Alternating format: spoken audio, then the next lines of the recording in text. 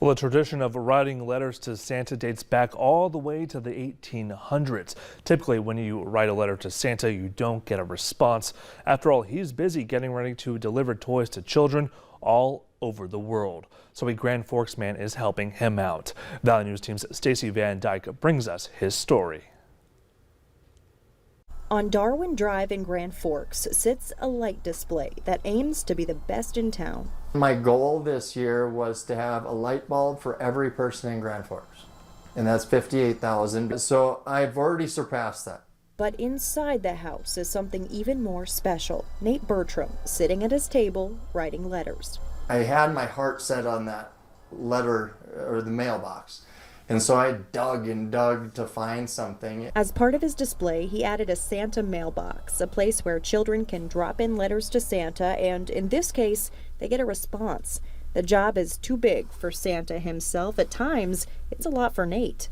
I would just sit down after everyone went to bed and write till midnight or 1 until I couldn't do it anymore, and then get those in the mail and start all over.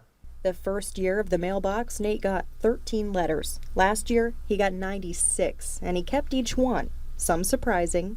It was shoveling one day, and I had a lady probably in her mid-50s come up and ask if she would, or if she wrote a letter, if she'd get a response. And I said, well, absolutely. I said, all you need to do is believe.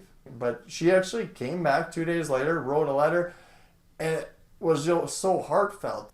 I hope everything worked out for her. It did work out, at least in one case. He said, my nieces and nephews are bugging me to get a girlfriend. Can you find me a girlfriend? And he sent me a text back about 3 months ago, and he said, I think Santa's been listening because I got a girlfriend now. I'm like, well, look at that.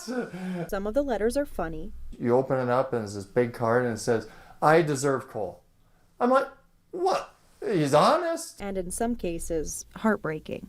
When you see the simple ones where they just want bread or I want a meal, or I had one that wrote, I want to make sure that my sister gets this toy because she didn't get what she wanted last year.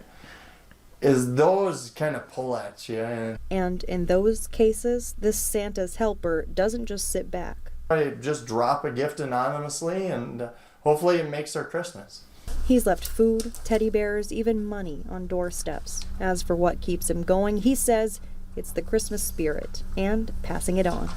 Hearing that lady saying, oh, you're behind this, this is amazing, this is bringing the Christmas spirit to me.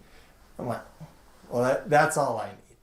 In Grand Forks with photographer Davis Wynn, I'm Stacy Van Dyke, Valley News Live.